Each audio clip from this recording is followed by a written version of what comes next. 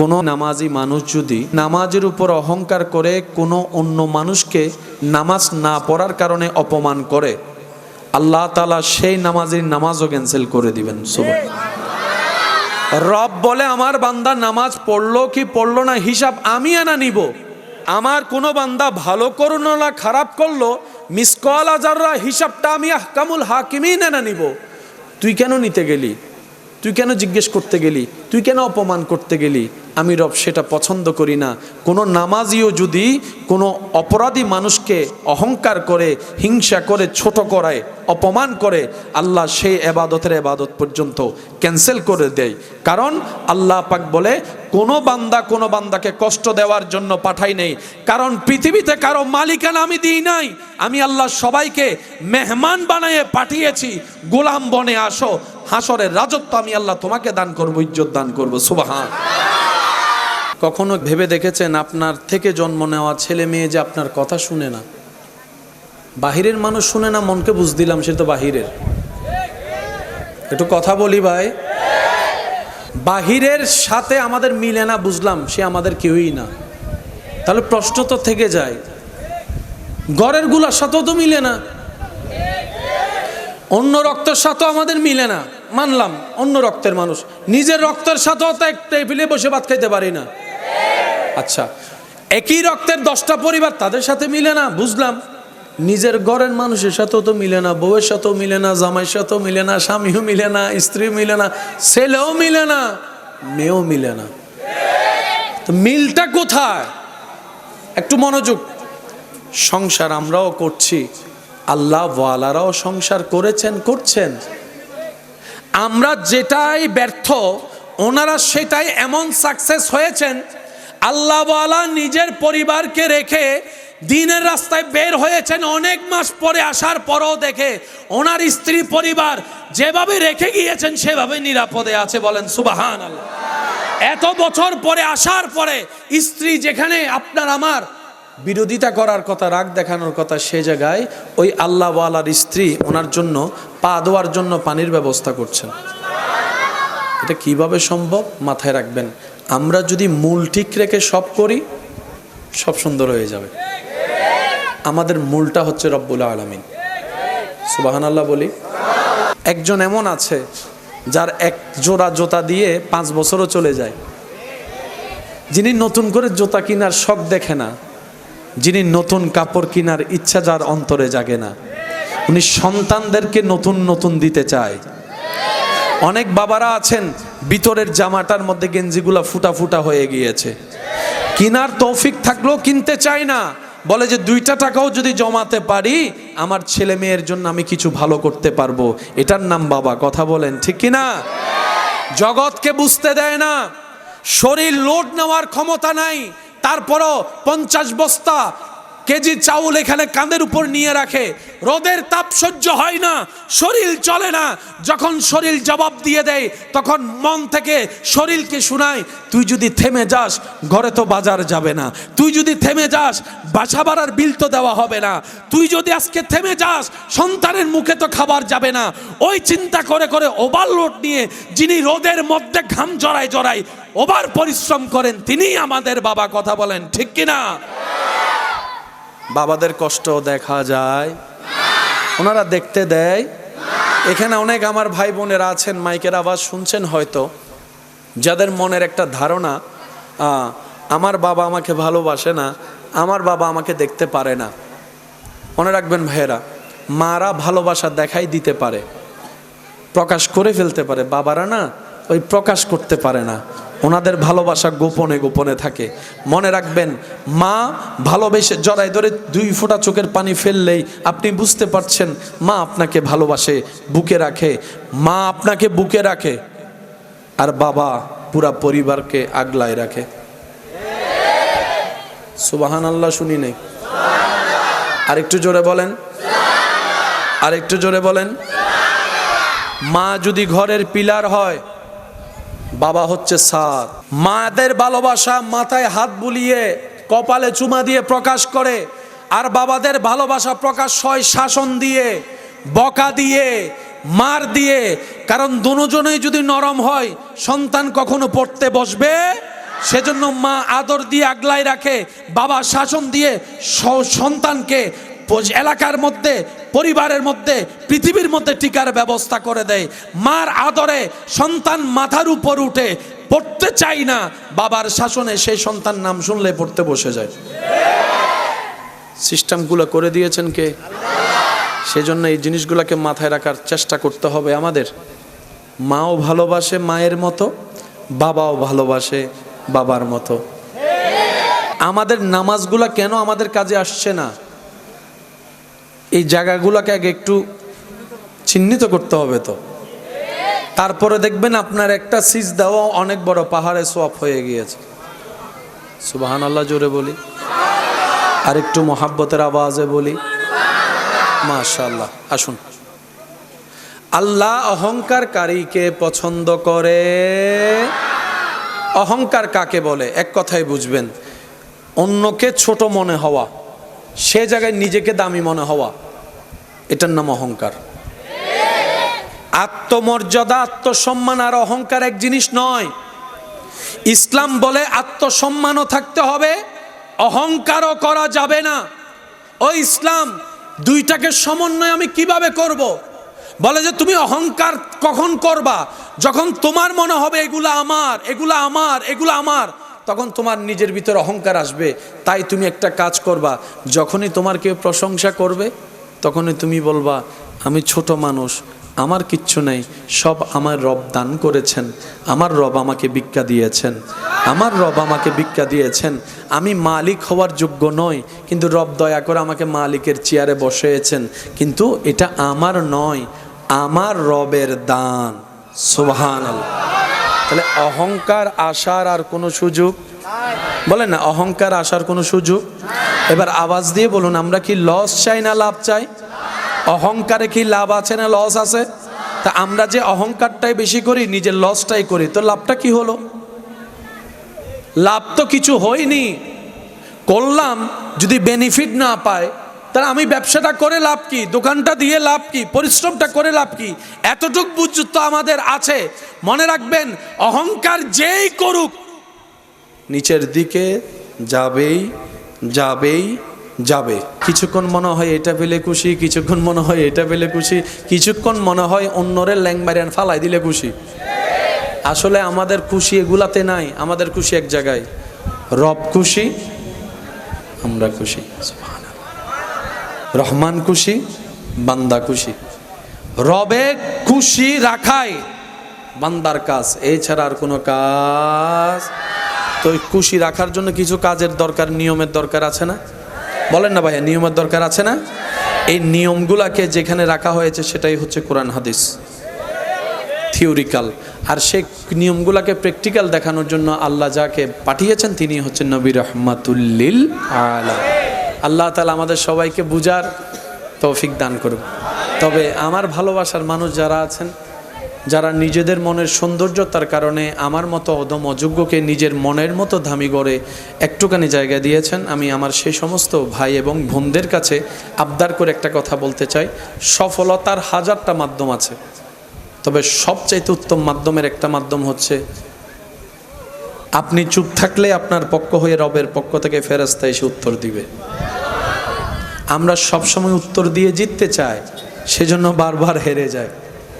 কথা বলেন, কথা বলেন, কথা বলেন। আমরা বারবার উত্তর দিয়ে অন্যকে হারিয়ে নিজে উপরে থাকতে চাই, যার কারণে আপনার আমার অবস্থান এমন সময় হয় মানুষের পায়ের তলায় চলে যায়। কিন্তু যারা রবের জন্য নিজেকে সবর ধরে, মুখ বন্ধ রাখে, উত্তর দেওয়ার ক্ষমতা থাকার পরে উত্তর দেয় না, কাউকে লাঞ্ছিত করে না, নিজের ইজ্জতের চাইতে অন্যের ইজ্জতকে বেশি হেফাজত করে, সম্মান দেয়, আল্লাহ তাআলা ওয়া তুইজ্জু মান তাশাওয়ালা, তাকে এমন এমন জায়গা থেকে সম্মানের ব্যবস্থা করে দেয়, সেই বান্দা পেতেই থাকে আর অবাক হতেই থাকে। বলেন সুবহান। দ্বিতীয় নম্বর, দুনিয়া উল্টায় যাক, রবের দরবারে সিজদা দেওয়া বন্ধ করা যাবে না। 5 মিনিট আগে দেন আর 5 মিনিট পরে দেন, সিজদা দেওয়া বন্ধ করা। একটু বলি, আরো জোরে বলি, রবের দরবারে সিজদা দেওয়া বন্ধ করা যাবে। কারণ এটা এমন এক আলিশান মহান দরবার যেখানে ঝুঁকলেই দাম বাড়ে যায়, যেখানে কপাল লাগলেই মর্যাদা বেড়ে যায়। যত ঝুঁকবেন হৃদয় থেকে কপাল দিয়ে, তত আপনার মর্যাদা বাড়িয়ে দিবেন কে? আর একটু জোরে বলেন, বাড়িয়ে দিবেন কে? কখনো বলি যে একটা জায়গা হলে মোটামুটি মাথা গুজার জন্য ছাদ হলেই যথেষ্ট, যখন সেটা হয়ে যায় তখন বলে যে পাশের জায়গাটা আমার হলে মন্দ কি? এবার পাশের জায়গাটাও যখন আমাদের হয়ে যায় তখন বলে যে আমার ভাইয়ের তো তেমন ছেলে নাই, সবগুলো মেয়ে, সে জায়গা রেখে কি করবে, তারটাও একটু দখল করে নি। আবার মাঝখানে খোঁজ খবর নেই কার দলিলে ভেজাল আছে, কার দলিলে ঝামেলা আছে, কার মামলা আছে, কার দখল নাই, এগুলা বের করে করে আবার সেগুলা দখল করার চেষ্টা করি। আবার সব অঘটন 2 নাম্বারই করার পরে যখন ইন্না লিল্লাহি ওয়া ইন্না ইলাইহি রাজিউন আমাদের খবর শুনে মানুষ পড়ে, তখন দেখা যায় দুনো হাত খালি, পকেটই নাই, পকেট, হাত খালি, হাত, ব্যাংক, টিকেট, কার্ড, এমন একটা কাপড় পরাই দিছে যেখানে কোনো সিলাইও নাই, পকেটও নাই। আমরা মানুষে আসলে যে কি দরকার, কি চাই, সেটা আমরা নিজেরাও জানি না। লক্ষ্যহীন যখন চলতে থাকবো, চলা হবে, কাজের কাজ কিচ্ছু। দিল সে जो बात निकलती है वो दिल को छू लेती है। যেটা দিল থেকে আসা হয় সেটা দিলে গিয়ে লাগে, এটা কানের প্রয়োজন হয় না। সেজন্য বয়রা মানুষকেও কথা বোঝানো যায় ইশারা দিয়ে। আপনি আমি আওয়াজ দিয়ে শুনে বুঝি, কিন্তু কি চমৎকার একটা বিষয়, সুবহানাল্লাহ। এই পৃথিবীতে আল্লাহ তাআলা প্রত্যেকটা সৃষ্টিকে, মানুষকে বেঁচে থাকার মতো সমস্ত কোয়ালিটি দান করে পাঠিয়ে দিয়েছেন, সুবহানাল্লাহ। এবার বুঝার জন্য প্রশ্ন রাখা, চলার জন্য তো চোখ দরকার, চোখে দেখা দরকার। অনেক মানুষ তো আছে যারা দেখতে পায় না, কিন্তু দেখবেন ওনাদের চলা কিন্তু বন্ধ থাকে না, ওনারা ওনাদের নিয়মে চলে। কেমন যেন ওনাদের চলা দেখে আমরা নিজেরাই ব্যর্থ, ওনারা সেই পরিমাণ অভিজ্ঞতা নিয়ে চলাফেরা করতে পারে। কথা বলেন ঠিক কি না? অন্ধ যারা, চোখে দেখে না, দুনিয়াবি আলো যাদের চোখ থেকে আড়াল, তারা এমনভাবে চলে আমাদের চাইতে অনেক গুণ বেটার চলে। শুধু তা না, আমরা দেখে বলতে হয় উনি কে, শুনে বলতে হয় উনি কে। অন্ধ ব্যক্তিদেরকে আল্লাহ এমন পাওয়ার দিয়েছেন, পাশ দিয়ে হেঁটে গেলে শরীরের গন্ধ শুনলেও বলতে পারে কার নাম কি, সেটাও যদি চিনা হয় বলে দিতে পারে। বান্দার যখন কোনো কিছু দুনিয়াবি লিকিন্স হয়, আল্লাহ তাআলা তখন তাকে অন্যভাবে ভরপুর করে দেয়। অর্থাৎ সে বান্দা যেন কারো থেকে কোনো অংশে কম না থাকে। মহাব্বতের আওয়াজে বলেন সুবহানাল্লাহ। বয়রা যারা কানে সরাসরি আওয়াজ শুনতে পারে, কিন্তু ওনার সামনে যখন আপনি কথা বলবেন, উনি আপনার লিপসিন দেখে কথা বুঝে নেয়। যারা কানে শুনে না, জীবন তো তাদেরও চলা লাগবে, কথা তো শুনতে হবে, কিন্তু শোনার ক্ষমতা, ক্যাপাসিটি ওনার নেই। কিন্তু রব্বুল আলামিন এমন কিছু আইকিউ পাওয়ার ওনাদেরকে দান করেন, ওনারা মানুষের লিপসিন দেখলেই বুঝতে পারে, হাতের ইশারা দেখলেই বুঝতে পারে, মুভমেন্ট দেখলেই বুঝতে পারে কি করতে চাচ্ছে, কি বলতে চাচ্ছে। আল্লাহ তাআলা পৃথিবীতে কাউকে অযোগ্য করে পাঠাই নাই, সবাই আপন আপন জায়গায় যোগ্যতার আসনে আসীন আছেন। বলেন সুবহানাল্লাহ। আপনার দৃষ্টিতে আমি অযোগ্য হতে পারি, আমার দৃষ্টিতে অন্যজন অযোগ্য, সেটাও সম্ভব।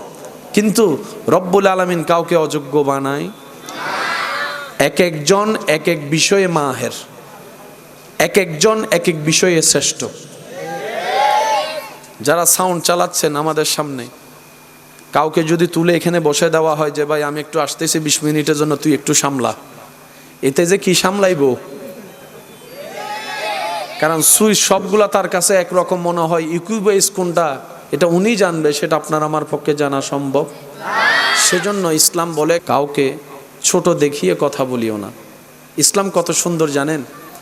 কোনো নামাজি মানুষ যদি নামাজের উপর অহংকার করে কোনো অন্য মানুষকে নামাজ না পড়ার কারণে অপমান করে, আল্লাহ তাআলা সেই নামাজের নামাজও ক্যান্সেল করে দিবেন। রব বলে আমার বান্দা নামাজ পড়লো কি পড়লো না হিসাব আমি এনা নিব। আমার কোনো বান্দা ভালো করলো না খারাপ করলো, মিসকাল আযাররা হিসাবটা আমি আহকামুল হাকিমিন এনা নিব। তুই কেন নিতে গেলি? তুই কেন জিজ্ঞেস করতে গেলি? তুই কেন অপমান করতে গেলি? আমি রব সেটা পছন্দ করি না। কোনো নামাজিও যদি কোনো অপরাধী মানুষকে অহংকার করে, হিংসা করে, ছোট করায়, অপমান করে, আল্লাহ সেই এবাদত পর্যন্ত ক্যান্সেল করে দেয়। কারণ আল্লাহ পাক বলে কোনো বান্দাকে কষ্ট দেওয়ার জন্য পাঠাই নেই। কারণ পৃথিবীতে কারো মালিকানা আমি দিই নাই, আমি আল্লাহ সবাইকে মেহমান বানিয়ে পাঠিয়েছি। গোলাম বনে আসো, হাসরের রাজত্ব আমি আল্লাহ তোমাকে দান করব, ইজ্জত দান করব। সুবহান। এসেছি কি হয়ে? মেহমান। বলি সবাই, এসেছি কি হয়ে? হকের পথে শরীর থেকে ঝরা ঘাম কখনো বেঈমানি করে না। এটা একদম লিখে রাখবেন মাথা। আপনি যদি ঘাম ঝরাতে পারেন, পরিশ্রম করতে পারেন, এটার বেনিফিট আল্লাহ তাআলা আপনাকে দিবেন দিবেন দিবেন। এটাই রব্বুল আলামিনের ওয়াদা। আর সেটাকে যদি আপনি আখিরাত কেন্দ্রিক করতে পারেন তাহলে ডবল লাভ, দুনিয়াতেও পাবেন, আখিরাতেও পাবেন। বলেন সুবহানাল্লাহ। এবার আসুন আমরা জিনিসগুলো একটু বোঝার চেষ্টা করি। একজন মানুষ দুনিয়াতে ভালোভাবে বেঁচে থাকার জন্য সারা শরীরের মধ্যে সব কিছুর দরকার আছে না নাই? চলার জন্য পা, ধরার জন্য হাত, দেখার জন্য চোখ, শোনার জন্য কান। কিন্তু বড় চমৎকার বিষয়, এই পৃথিবীতে এমন অনেক মানুষ জীবন চলছে যারা চোখে দেখতে পায় না কিন্তু জীবন চলছে, কানে শুনতে পায় না কিন্তু জীবন থেমে নেই, দুই পা নেই হাঁটার মতো, তারপরও চলছে। ব্যাপার কি? আল্লাহ পা ছাড়া তো চলে না। রব্বুল আলামিন বলে যাকে যেমন আমি রাখি সেভাবে চালাইতে পারি, সেটাই তোদেরকে দেখাচ্ছি। তোরা এটা ভাববি না চোখ ছাড়া চলে না, আমি আল্লাহ চোখ ছাড়াও চলাইতে পারি। তোরা এটা চিন্তা করিস না কান চলে গেলে আমার জীবন অচল হয়ে যাবে। রব বলে যে অনেক বয়রা বদিরকে আমি আল্লাহ চালাচ্ছি, খাওয়াচ্ছি। যার দুই পায় না তাকেও খাওয়াচ্ছি, চালাচ্ছি। যার হাত নাই তাকেও খাওয়াচ্ছি, চালাচ্ছি। রব বলে বান্দা এগুলা তোদেরকে আমি দেখাই কেন? যাতে তোরা আমি রবের উপর পরিপূর্ণ বিশ্বাস, তাওয়াক্কুল, ভরসা করার মতো করতে পারিস। আর যেই বান্দা আমি রবের উপর তাওয়াক্কুল করবে, ধৈর্যের সাথে জীবন রাখবে, আমি আল্লাহ তার জন্য সমস্ত বন্ধ রাস্তাও খুলে দিব। চিৎকার দিয়ে বলেন সুবহানাল্লাহ। ঈমান আমানে সত্যি করে একটা কথা বলেন, আজকের এই তারিখে 5 বছর আগে কারো না কারো কি কোনো সমস্যা ছিল না? আজকের তারিখে 5 বছর 10 বছর আগেও কারো না কারো বিপদ, সমস্যা, অভাব, জামিলা, কষ্ট ছিল। তখন মনে হয়েছে কেমনে পার হব। আল্লাহ আপনাকে এমনভাবে পার করছে, এখন 2025 সালের আজকের তারিখে আপনি চলে আসছেন। সুবহানাল্লাহ, জোরে বলি। করোনাকালীন সময়ে এই পরিস্থিতি চেঞ্জ হবে কেউ কল্পনা করে নাই। মানে এমনভাবে হঠাৎ করে আচম্বিক একটা ভয়াবহ দুর্ভিক্ষ আমাদের সামনে চলে আসছে, দুর্যোগ চলে আসছে। সেটাকে ফেস কিভাবে করব সেটা নিয়ে বিশ্ববাসী চিন্তিত হয়ে গিয়েছিল। কিন্তু সেই করোনা গিয়ে আজকে 2025 সাল, আপনি এখনো বেঁচে আছেন। রাস্তায় ঘোরা পাগল বেঁচে আছে, এসির মধ্যে থাকা মানুষ করোনায়। আর একটু জোরে। অনেক সময় ভ্যাকসিন দেওয়া মানুষ কবরে গেছে, আবার অনেক সময় ভ্যাকসিন না দেওয়া মানুষ বেঁচে এখনো আছে। আওয়াজ দিয়ে বলুন হিকমত কার? আমি শুনতে পাইনি, আরো জোরে বলেন হিকমত কার? ইচ্ছা কার? প্ল্যানিং কার? সিদ্ধান্ত কার?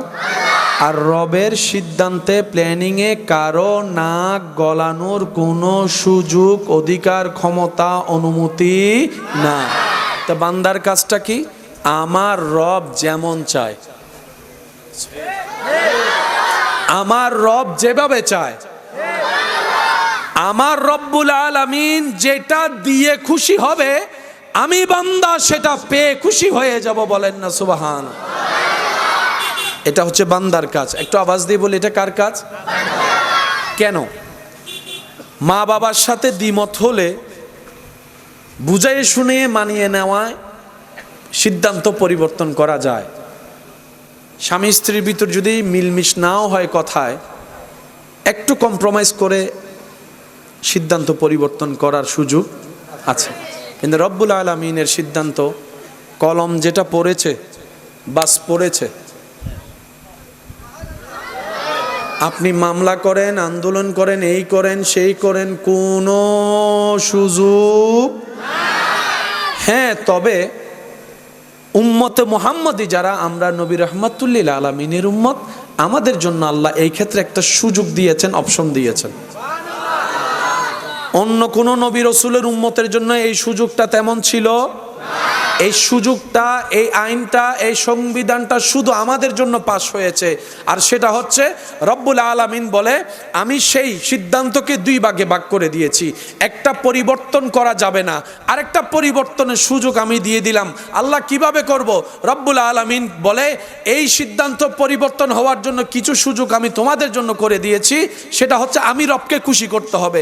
আল্লাহ কিভাবে খুশি করব? রব্বুল আলামিন বলে, ইবাদত করে করে আমাকে খুশি করো, আমার থেকে চাইতে থাকো, দোয়া করতে থাকো। সুবহানাল্লাহ।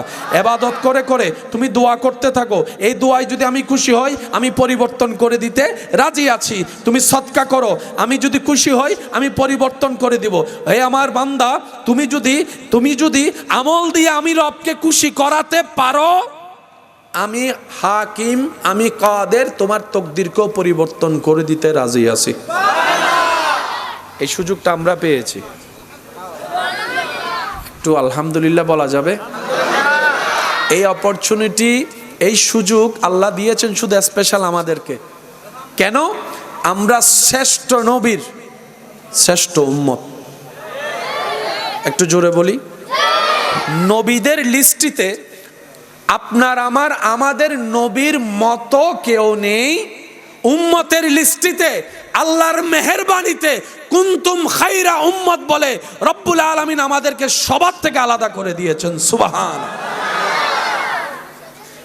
মখলুকাতের ভিতর আমরা আশরাফ, আমরা শ্রেষ্ঠ, আবার এদিকে উম্মতের ভিতরও আমরা শ্রেষ্ঠ।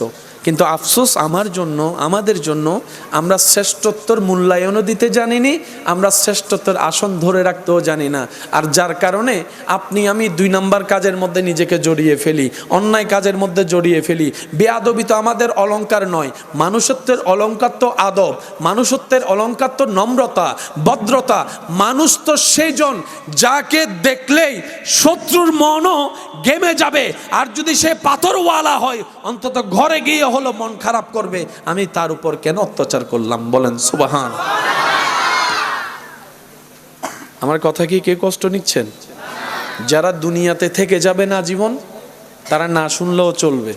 আর যারা আমাদের মতো দুনিয়া থেকে একদিন চলে যেতে হবে, তাদেরকে একটু ব্রেক লাগাই শোনা দরকার।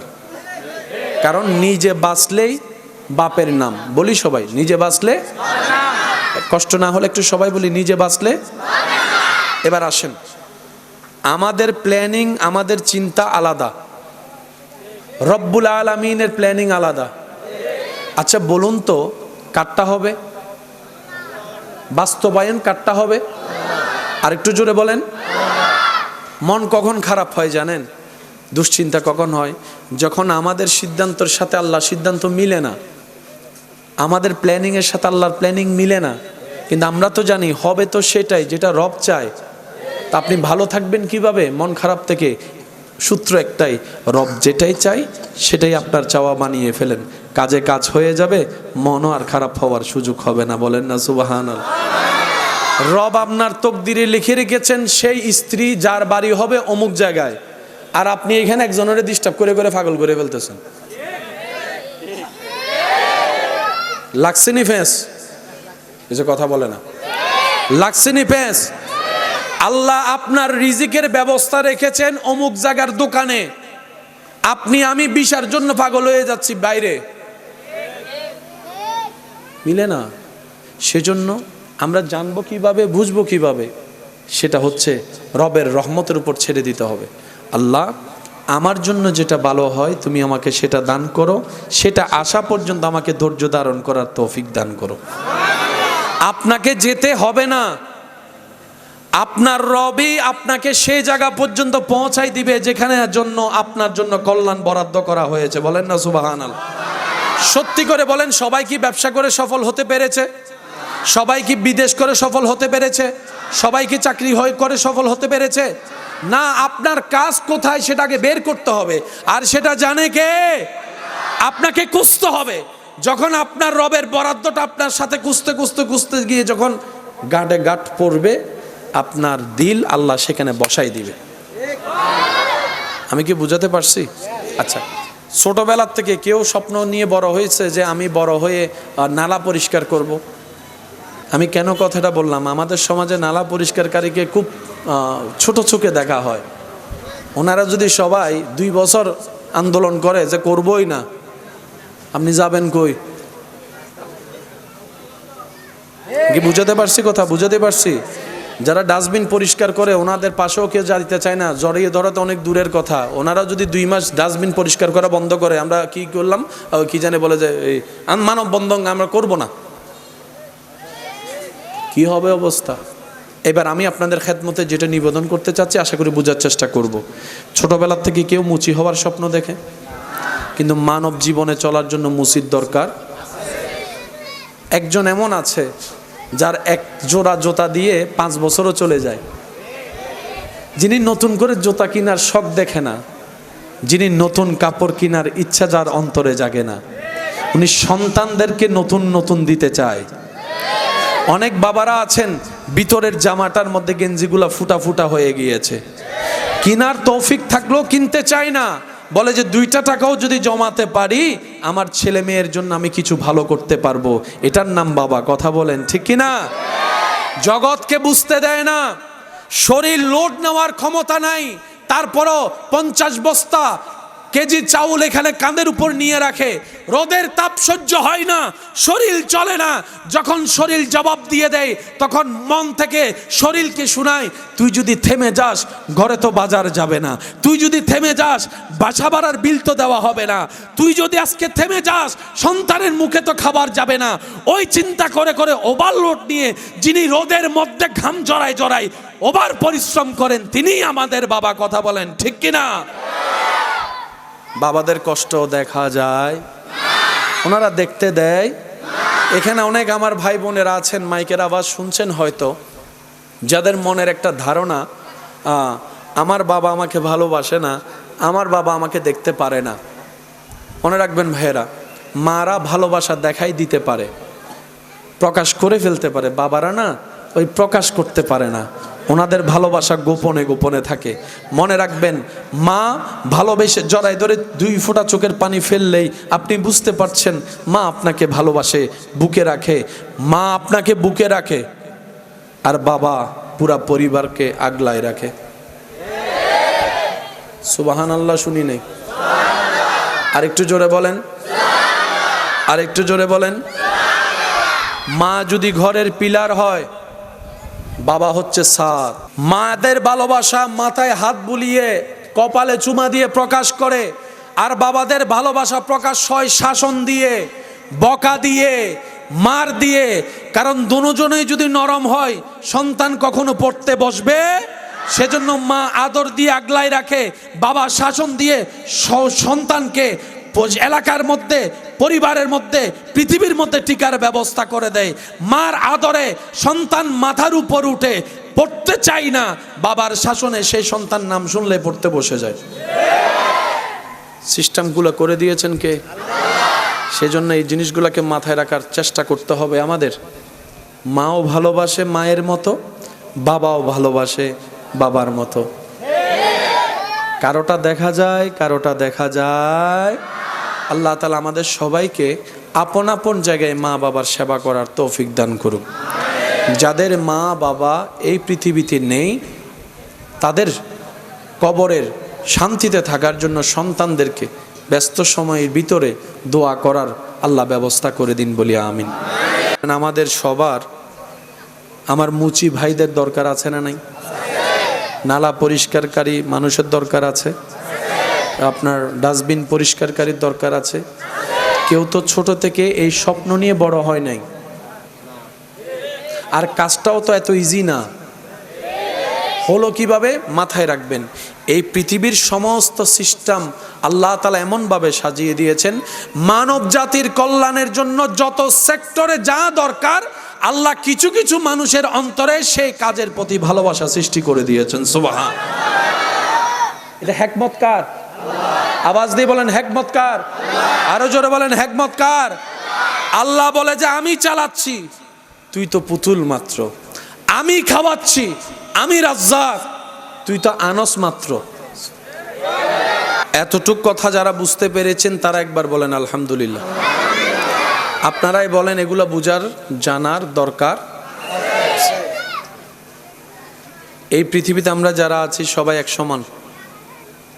সবাই কি শ্রেষ্ঠ কারা? মনে রাখবেন শুধু মুমিন। মুমিনদের মর্যাদা, শান, মান, ইজ্জত একটু বেশি। আমরা এক সমান। বলেন বেনামাজি আর নামাজি কি কখনো এক সমান হতে পারে? ভালো আর খারাপ কি এক হতে পারে? ভদ্র আর অভদ্র কি এক হতে পারে? মুমিনরা পৃথিবীর মধ্যে আমাদের ভিতরে শ্রেষ্ঠ, যাদের ভিতরে ঈমানের নূর আছে, যাদের কর্ম দিয়ে সেটা প্রকাশিত হয়। আমরা কোন কোন জায়গায় নিজের ক্ষতি করে ফেলছি, এগুলা যদি আইডেন্টিফাই না হয় ওষুধ কোথায় দিব? আগে রোগ ধরা লাগবে না? বলেন না, আগে রোগ ধরা লাগবে না? আমাদের নামাজগুলা কেন আমাদের কাজে আসছে না? এই জায়গাগুলোকে আগে একটু চিহ্নিত করতে হবে তো। তারপরে দেখবেন আপনার একটা সিজদাও অনেক বড় পাহাড়ে সোয়াব হয়ে গিয়েছে। সুবহানাল্লাহ জোরে বলি, আর একটু মোহাব্বতের আওয়াজে বলি মাশাআল্লাহ। আসুন, আল্লাহ অহংকারকারীকে পছন্দ করে। অহংকার কাকে বলে? এক কথায় বুঝবেন, অন্যকে ছোট মনে হওয়া, সে জায়গায় নিজেকে দামি মনে হওয়া, এটার নাম অহংকার। আত্মমর্যাদা, আত্মসম্মান আর অহংকার এক জিনিস নয়। ইসলাম বলে আত্মসম্মানও থাকতে হবে, অহংকারও করা যাবে না। ও ইসলাম, দুইটাকে সমন্বয় আমি কিভাবে করব? বলে যে তুমি অহংকার কখন করবা? যখন তোমার মনে হবে এগুলা আমার, এগুলা আমার, এগুলা আমার, তখন তোমার নিজের ভিতরে অহংকার আসবে। তাই তুমি একটা কাজ করবা, যখনই তোমার কেউ প্রশংসা করবে তখনই তুমি বলবা আমি ছোট মানুষ, আমার কিচ্ছু নেই, সব আমার রব দান করেছেন, আমার রব আমাকে ভিক্ষা দিয়েছেন, আমার রব আমাকে ভিক্ষা দিয়েছেন। আমি মালিক হওয়ার যোগ্য নই, কিন্তু রব দয়া করে আমাকে মালিকের চেয়ারে বসিয়েছেন, কিন্তু এটা আমার নয়, আমার রবের দান। সুবহানাল্লাহ। তাহলে অহংকার আসার আর কোনো সুযোগ? বলেন না, অহংকার আসার কোনো সুযোগ? এবার আওয়াজ দিয়ে বলুন, আমরা কি লস চাই না লাভ চাই? অহংকারে কি লাভ আছে না লস আছে? তা আমরা যে অহংকারটাই বেশি করি, নিজের লসটাই করি, তো লাভটা কি হলো? লাভ তো কিছু হয়নি। করলাম, যদি বেনিফিট না পায় তাহলে আমি ব্যবসাটা করে লাভ কি? দোকানটা দিয়ে লাভ কি? পরিশ্রমটা করে লাভ কি? এতটুক বুঝ তো আমাদের আছে। মনে রাখবেন, অহংকার যেই করুক নিচের দিকে যাবেই যাবেই যাবে। শুকরিয়া যেই করুক উপরের দিকে যাবেই যাবেই যাবে। এটা একজনের জন্য না, এটা সবার জন্য নিয়মে কি? এখন আমরা কি নিচে যেতে চাই না উপরে? উপরে যাওয়ার সিঁড়ির নাম হচ্ছে শুকরিয়া, নিচে যাওয়ার সিঁড়ির নাম হচ্ছে অহংকার। কোনটা নেওয়া দরকার? বলেন কোনটা কোনটা? আরো জোরে বলেন কোনটা? শুকরিয়া কার দরবারে করব? কি বলে করব?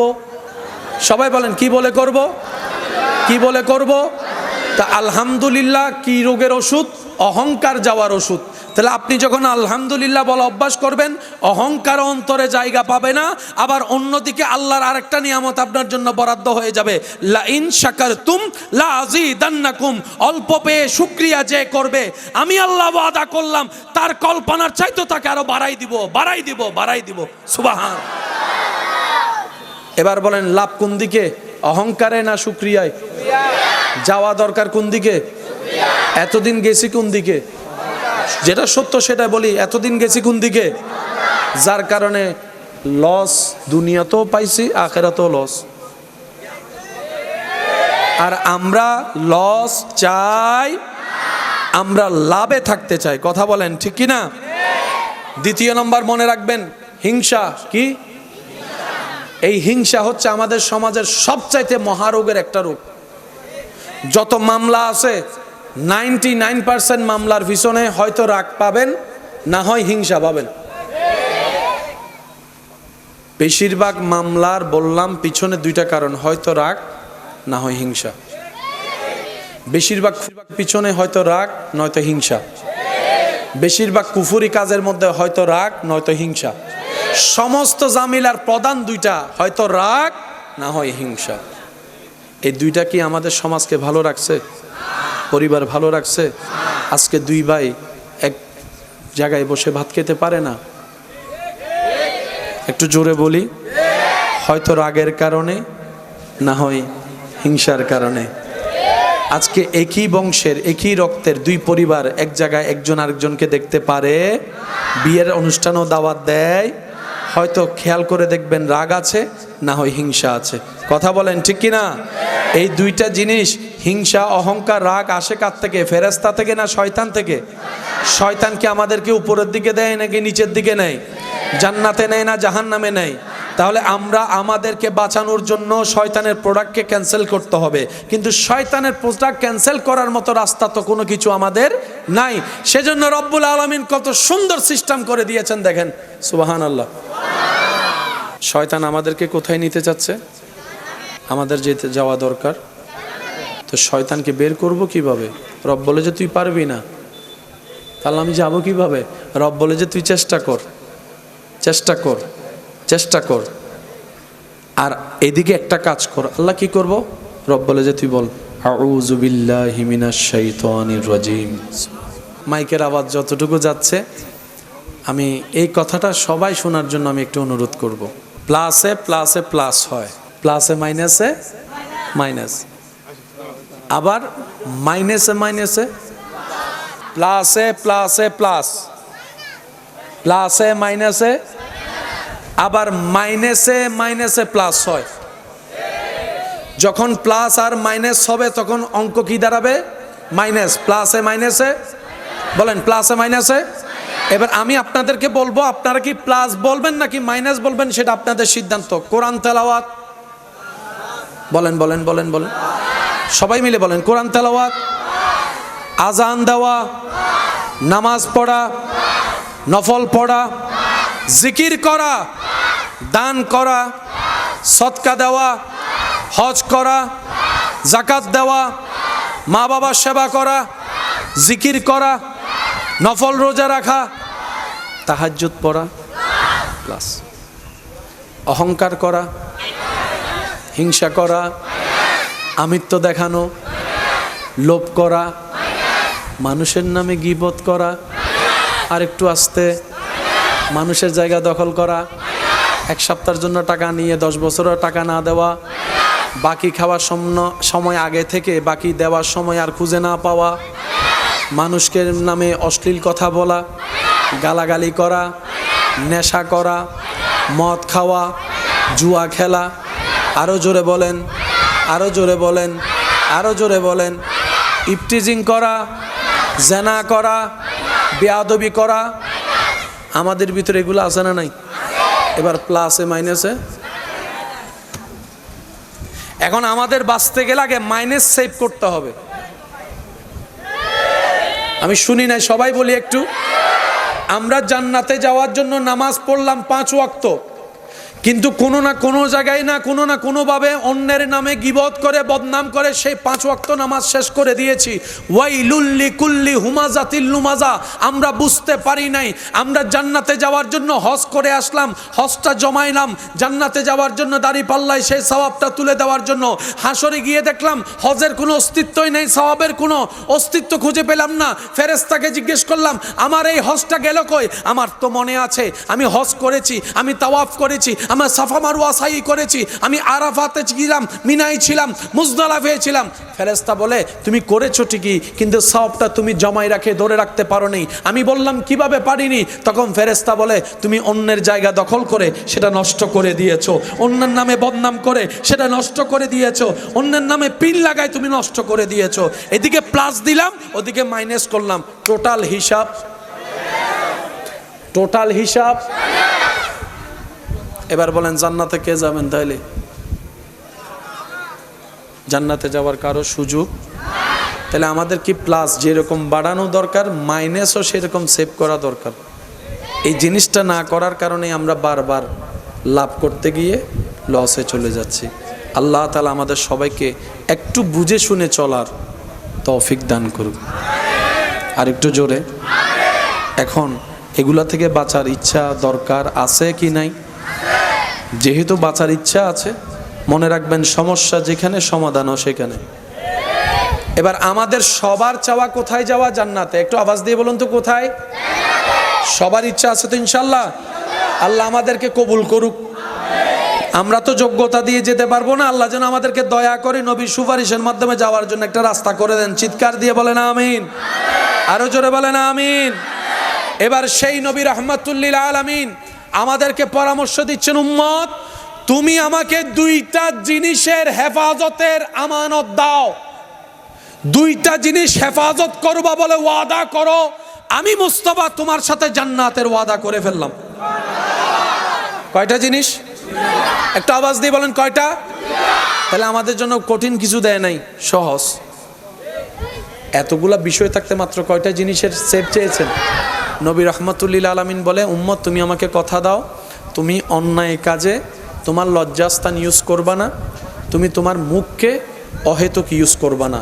এই দুইটা জিনিস তুমি সেভ করে রাখার চেষ্টা করবা, আমি আমার আল্লাহ থেকে বলে তোমাকে জান্নাতে একটা ঘর নিয়ে দিব।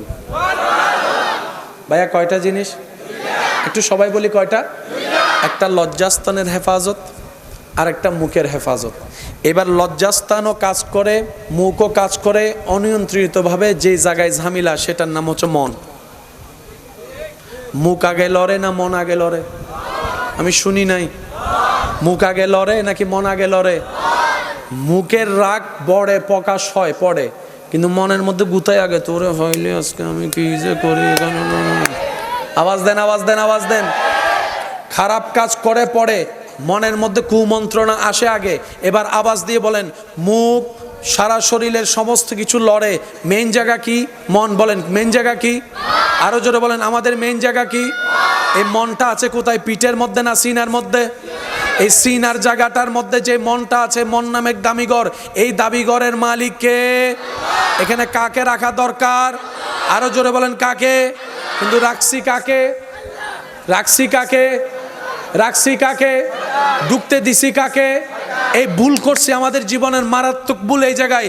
যেটা রবের জন্য বরাদ্দ সেটা আমরা শয়তানকে দিয়ে দিয়েছি, যার কারণে শয়তানই নিয়ন্ত্রণ করে। রাগ শয়তান দেয়, অহংকার শয়তান দেয়, লোভ শয়তান দেয়, আমিত্ব শয়তান দেয়, আপনার ক্ষোভ শয়তান দেয়, সমস্ত নোংরা কাজ শয়তান দেয়, অশ্লীল কাজ শয়তান দেয়। শয়তান আমাদেরকে দিয়ে করায়। এবার আমরা যখন শয়তানের দেওয়া রাগ ব্যবহার করি, নিজের আপন মায়ের ভাইয়ের সাথেও সম্পর্ক নষ্ট হয়ে যায়। নিজের ঘরের বউকে তালাক দিয়ে ডিভোর্স দিয়ে দিয়ে কথা বলেন, ঠিক কিনা? দিছে তে নিছি আমি, লস আমার। আমি কি বুঝাতে পারছি কথা? এবার শয়তানকে যদি আপনি বলেন, আপনার ভাইকে যদি বলেন, ভাই আমার কোনো দোষ নাই, সব শয়তানের দোষ, শয়তানে বলবে আর কি দোষ? তুই বেড়াই তো আমার রাগটা দিছস বলে আমি বাইরে মারছি, তুই রাগ না দিলে কি আমি নিতাম?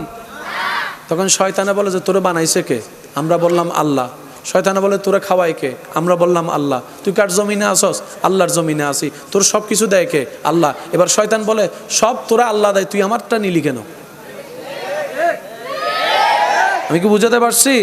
শয়তান যে আমাদের বন্ধু না, আমি দিছি স্বীকার করবে, সে পাবলিক না, সে দেয়ও আবার অস্বীকারও করে। আপনারা বাজাই দিবে, এখানেও বাজায়, হাঁসরও বাজাবে। আপনি রাগ করে অন্যের নাক ফাটায় রক্ত বের করছেন, পুলিশ এসে আইন এসে ওই শয়তানকে অ্যারেস্ট করবে না, আপনারা করবে। পুলিশকে যদি বলেন রাগ তো শয়তানে দিছে, পুলিশে বলবে তুই নিছস কেন, নিছস কেন? তো সে আমাদের অনেক কিছুই দিবে, কিন্তু আমাদের নেওয়া যাবে। নিলে লস কাদের? একটু বলি বলি বলি, লস কাদের? দুনিয়াতেও লস, আখিরাতেও লস, বাহিরেও লস, ভিতরেও লস। আরো জোরে জোরে, ঘরের বাহিরেও লস, ঘরের ভিতরেও লস, শরীরের বাহিরেও লস, শরীরের ভিতরেও লস। আমি কি বুঝাতে পেরেছি কথা? উচ্চ আওয়াজ একবার বলি মারহাবা। আল্লাহ পাক আমার ভাইদের উপস্থিতিকে কবুল আর মঞ্জুর করুক, আমিন। আল্লাহ তাআলা আমাদের সকলের হাজিরিকে কবুল আর মঞ্জুর করুক বলে আমিন। মেহমান বিন্দু এসেছেন, আসছেন, আসবেন, আল্লাহ সকলের উপস্থিতিকে কবুল করুক, আমিন। প্লাসে প্লাসে, ভুলে গেলে হবে না, প্লাসে প্লাসে প্লাস, প্লাসে মাইনাসে। আমরা আছি কোনটাতে? প্লাসে মাইনাসে মাইনাস, যার কারণে আমাদের ইন্টারনাল এক্সটার্নাল সব কিছু, বলেন না সব কিছু। আপনি কখনো ভেবে দেখেছেন আপনার থেকে জন্ম নেওয়া ছেলে মেয়ে যে আপনার কথা শুনে না? বাহিরের মানুষ শুনে না, মনকে বুঝ দিলাম সে তো বাহিরের। একটু কথা বলি ভাই, বাহিরের সাথে আমাদের মিলে না, বুঝলাম সে আমাদের কেউই না। তাহলে প্রশ্ন তো থেকে যায়, ঘরের গুলার সাথেও তো মিলে না, অন্য রক্তের সাথেও আমাদের মিলে না, মানলাম অন্য রক্তের মানুষ, নিজের রক্তের সাথেও তো এক টেবিলে বসে ভাত খাইতে পারি না।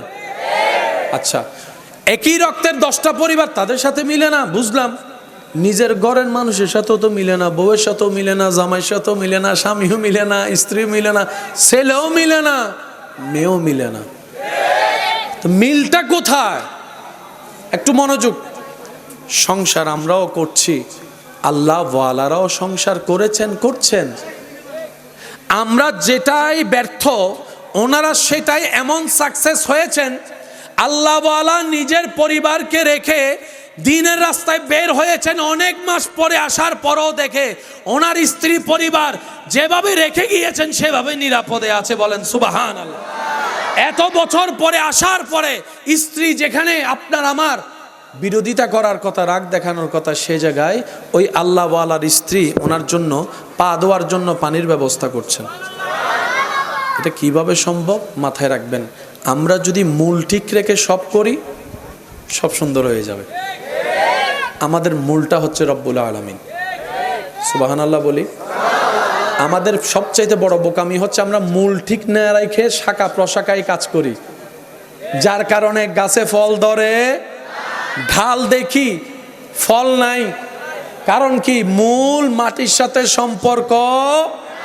আপনার যেভাবে জীবন চলার আপনি চলুন, আপনার আমার কাজ শুধু একটাই, রবের রহমতের ছায়াতলে থাকা। সুবহানাল্লাহ একটু জোরে বলি। যদি রবের রহমতের ছায়াতলে থাকা যায়, বিশ্বাস করুন আপনি গাছতলায় বসেও সেই শান্তিটা পাবেন যেটা অন্যরা রাজপ্রাসাদে থেকেও পায়। হুয়াল্লাযী আনজালাস সাকিনাতা ফি কুলুবিল মুমিনিন, এটাই রব্বুল আলামিনের ওয়াদা। চিৎকার দিয়ে বলেন সুবহানাল্লাহ। আমরা কি চাই আসলে আমরা কেউ জানি? বলেন না, আমরা আসলে কি চাই আমরা কেউ জানি? আজকে যেটাতে খুশি, যেটা না পেলে দুঃখী, পরে পাওয়ার পরে সেটা নিয়ে আর সুখী হয় না। অনেকে পছন্দ করে দুনিয়া সমাজ পরিবারের সাথে ঝগড়া করে, যুদ্ধ করে বিয়ে করে 6 মাস পর বলে যে আর সংসার ভাল লাগে না। বলেন না, বলেন না। একটা আইফোনের জন্য মা বাবার সাথে ঝগড়া করে বাদ পর্যন্ত বন্ধ করে দিয়েছে। মা বাবা কষ্ট করে দাঁড় করে এই করে সে করে আইফোন কিনে নিছে, 6 মাস পর আইফোনটা সাইলেন্ট করে ফেলাই রাখছে। আমরা আসলে কি যে চাই? আমরা বলি, সবাই বলি, আমরা আসলে কি পাইলে যে খুশি হব আমরা কেউ নিজেরাও জানি। কিছুক্ষণ মনে হয় এটা পেলে খুশি, কিছুক্ষণ মনে হয় এটা পেলে খুশি, কিছুক্ষণ মনে হয় অন্যরের ল্যাং মারিয়ান ফালাই দিলে খুশি। আসলে আমাদের খুশি এগুলাতে নাই, আমাদের খুশি এক জায়গায়, রব খুশি, আমরা খুশি। রহমান খুশি, বান্দা খুশি। রবে খুশি রাখাই বান্দার কাজ, এছাড়া আর কোনো কাজ। তো খুশি রাখার জন্য কিছু কাজের দরকার, নিয়মের দরকার আছে না? বলেন না ভাইয়া, নিয়মের দরকার আছে না? এই নিয়মগুলাকে যেখানে রাখা হয়েছে সেটাই হচ্ছে কোরআন হাদিস, থিওরিক্যাল। আর সেই নিয়মগুলাকে প্র্যাকটিক্যাল দেখানোর জন্য আল্লাহ যাকে পাঠিয়েছেন তিনি হচ্ছেন নবী রাহমাতুল লিল আলামিন। আল্লাহ তাআলা আমাদের সবাইকে বুঝার তৌফিক দান করুন। তবে আমার ভালোবাসার মানুষ যারা আছেন, যারা নিজেদের মনের সৌন্দর্যতার কারণে আমার মতো অদম অযোগ্যকে নিজের মনের মতো দামি করে একটুখানি জায়গা দিয়েছেন, আমি আমার সেই সমস্ত ভাই এবং বোনদের কাছে আবদার করে একটা কথা বলতে চাই। সফলতার হাজারটা মাধ্যম আছে, তবে সবচাইতে উত্তম মাধ্যমের একটা মাধ্যম হচ্ছে বান্দা উত্তর দিয়ে দিলে রব উত্তর দেয় না। আপনি চুপ থাকলে আপনার পক্ষ হয়ে রবের পক্ষ থেকে ফেরেশতা এসে উত্তর দিবে। আমরা সবসময় উত্তর দিয়ে জিততে চাই, সেজন্য বারবার হেরে যাই। কথা বলেন, কথা বলেন, কথা বলেন। আমরা বারবার উত্তর দিয়ে অন্যকে হারিয়ে নিজে উপরে থাকতে চাই। যার কারণে আপনার আমার অবস্থান এমন সময় হয় মানুষের পায়ের তলায় চলে যায়। কিন্তু যারা রবের জন্য নিজেকে সবর ধরে, মুখ বন্ধ রাখে, উত্তর দেওয়ার ক্ষমতা থাকার পরে উত্তর দেয় না, কাউকে লাঞ্ছিত করে না, নিজের ইজ্জতের চাইতে অন্যের ইজ্জতকে বেশি হেফাজত করে, সম্মান দেয়, আল্লাহ তাআলা ওয়া তুইজ্জু মান তাশাওয়ালা তাকে এমন এমন জায়গা থেকে সম্মানের ব্যবস্থা করে দেয়, সেই বান্দা পেতেই থাকে আর অবাক হতেই থাকে। বলেন সুবহান। দ্বিতীয় নম্বর, দুনিয়া উল্টাই যাক, রবের দরবারে সিজদা দেওয়া বন্ধ করা যাবে না। 5 মিনিট আগে দেন আর 5 মিনিট পরে দেন, সিজদা দেওয়া বন্ধ করা। একটু বলি, আরো জোরে বলি, রবের দরবারে সিজদা দেওয়া বন্ধ করা যাবে। কারণ এটা এমন এক আলিশান মহান দরবার যেখানে ঝুঁকলেই দাম বাড়ে যায়, যেখানে কপাল লাগলেই মর্যাদা বেড়ে যায়। যত ঝুঁকবেন হৃদয় থেকে কপাল দিয়ে, তত আপনার মর্যাদা বাড়িয়ে দিবেন কে? আর একটু জোরে বলেন, বাড়িয়ে দিবেন কে? আর ইজ্জত যদি রব বাড়িয়ে দেয়, পৃথিবীর কারো পক্ষে সেটা টেনে নামানো সম্ভব। তৃতীয় নম্বর কথা, এগুলো একটু মাথায় রাখবেন। রিজিকের মালিক, কষ্ট যদি না হয় বলি, রিজিকের মালিক দেন কে? খাবান কে? কারো আপনার ধার ধারার দরকার? বস উসিলা, বস মা বাবা। জন্ম আমার নবীর যুগে হলে কেমন হতো, জন্ম আমার নবীর যুগে হলে দুনয়নে রাসূল পাক দেখিলে কেমন হতো, দুনয়নে দেখিলে কেমন হতো, জন্ম আমার নবীর যুগে হলে। যার যত শক্তি আছে একবার বলেন মারহাবা। শেষ ভালো যার। তাহলে আমাদেরকে প্লাসও নিতে হবে, মাইনাসও হেফাজত করতে। কি দিয়ে করায় আমাদের সারা শরীরে? বেশিরভাগ মাইনাস করায় কি দিয়ে? রাগ মুখ দিয়ে, হিংসা মুখ দিয়ে, মানুষের নামে বদনাম মুখ দিয়ে। এই মুখটাকে যদি একটু আপনার অল্প প্লাসও অনেক বেশি হয়ে যাবে। সুবহানাল্লাহ কি বলা যাবে? আর একটু জোরে। এখন বাঁচতে হবে সবাই জানে, কিন্তু কিভাবে বাঁচবো এটা নিয়ে ঝামেলায় পড়ে যায়। মানে আমি যে বাঁচবো, করোনা আসছে তখন ডাক্তাররা পরামর্শ দিছে মাস্ক পরো, 3 ফিট দূরে থাকো, হাত করো, হাসি আসলে এমন করো, কিছু পদ্ধতি তো বলেছেন যেটার কারণে আমরা চেষ্টা করেছিলাম।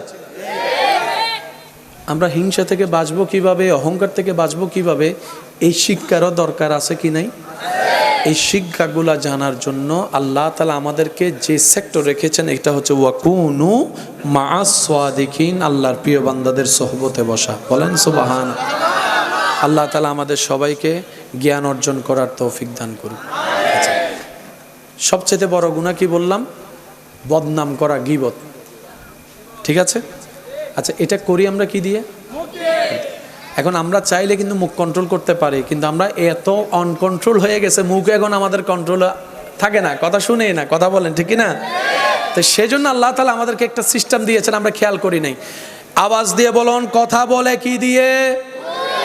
মুখে দিয়ে কথা বলার জন্য জিহ্বার দরকার আছে না নাই? দাঁতের দরকার আছে না নাই? জিহ্বা কি শক্ত না নরম? দাঁত কি নরম না শক্ত? দাঁতের সাথে জিহ্বার কি বন্ধুত্ব নাকি শত্রুতামি? কামড় খাইলে না বোঝা যায়। হালকা কামড় খাইলেও দেখবেন মেজাজ টং করে ধরে, তখন মনে হয় দাঁত ভাঙিয়ে ফেলি। তো কথা বলতে গুনাহ করি আমরা কি দিয়ে? কথা দিয়ে। কথা বলতে কি লাগে? জিহ্বা। আল্লাহ জিহ্বাটা রাখছেন কোথায়? আপনার প্রায় 30-32টা দাঁতের মাঝখানে আল্লাহ আপনাকে একটা জিহ্বা দিয়েছেন। আল্লাহ দাঁত আর জিহ্বা তো শত্রু, দুজনকে এক জায়গায় রাখলেন কেন? রব বলে যে আমি বুঝে শুনে রেখেছি। সুবহানাল্লাহ।